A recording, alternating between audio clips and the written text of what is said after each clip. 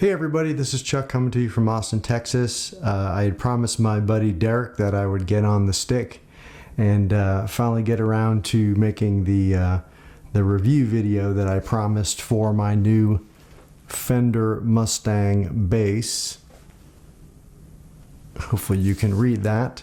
And if you watch the unboxing video, I talked a little bit about why, or I said I was going to talk a little bit about why I bought this bass and my impression of it, and I've actually had it now for about 2 weeks, so I'm in a much better place to talk a little bit about who this might be good for and who would really benefit from it. And yeah, so first of all, I will say really like it, super happy with it. It's a short scale bass, which means it's got 30-inch, so it's much more like a guitar. If you're a guitar player, this is a great instrument for you because a short scale bass feels very comfortable as a guitarist. You know, you're not doing the crazy splits that I have to do on my precision bass. So actually it took me a little while to get used to it. It's kind of like a Rickenbacker guitar, short scale, right? You have to get used to the difference in the neck.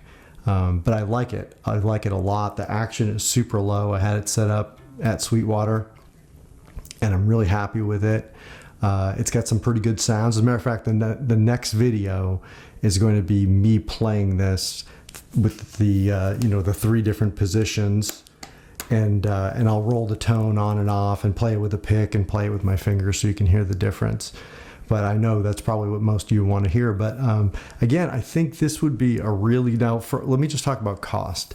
So when I bought this in June 2020, so we just started July, I paid $575 before tax, and then I had flat wounds put on it. I had it set up. So when I was all done, it was closer to $700 than it was $600. But that said, so this is maybe not an entry-level bass for someone who's just starting, but it really is a nice instrument.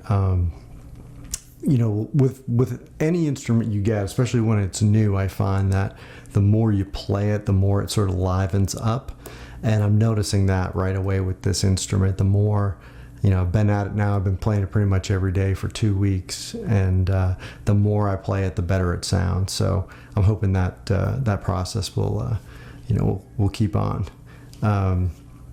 So again, I think this would be a great bass for a beginner who can afford it. Certainly for a guitar player, again, because of the short scale.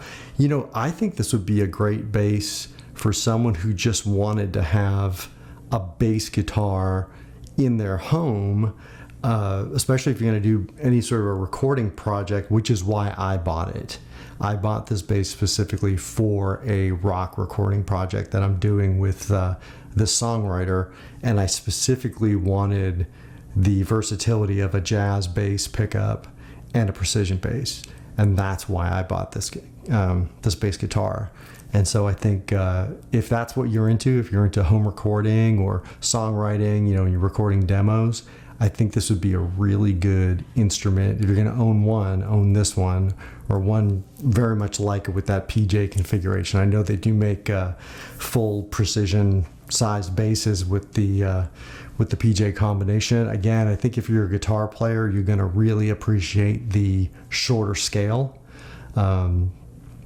Than trying to get your hands around, a big neck. I've got several full-scale basses, and I have small hands.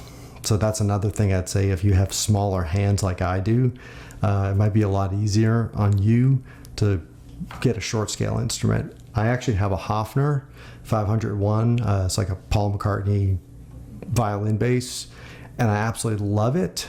But the fact is, it's a vintage instrument, and I'm not going to pretty much don't take it out of the house. So I'm not going to gig with it.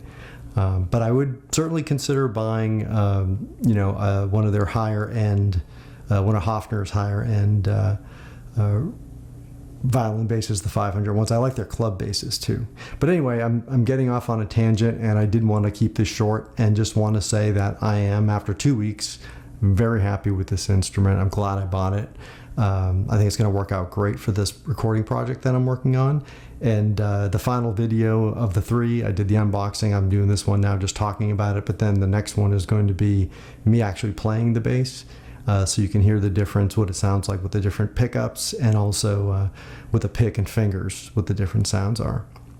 That's it. Okay. Again, trying to keep this one short. All right. Thanks, everyone. Appreciate you watching. Bye-bye. Take care.